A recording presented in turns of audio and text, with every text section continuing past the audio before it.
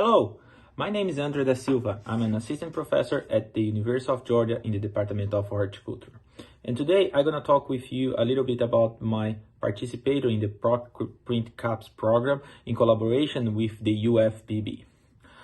In 2018, I met Dr. Mailson do Rego, and that created an open doors for this collaboration to start.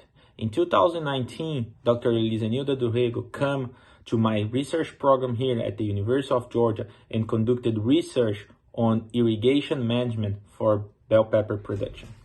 Our finds included an increase in yield and quality of bell pepper while reducing the water usage for the production of this special crop.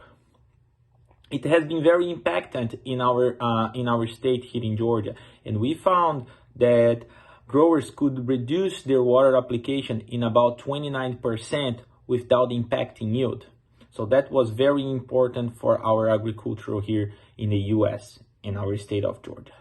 Later on, in 2019 I had the opportunity to meet Hannah de Jesus, a master's student in the UFPB that ultimately came to University of Georgia to conduct her research as a PhD student.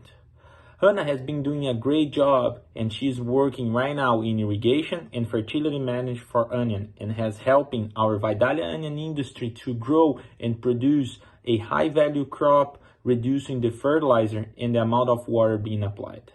Overall, I should say that this collaboration with the PrInt CAPES with Dr. Mailson do Rego, Dr. Elisanilda do Rego, and the UFPB is being a win-win situation where we have been publishing international peer-review research, we have been presenting our work in international conference, and we have been exchanging students and knowledge, making both institution international known for the agricultural production.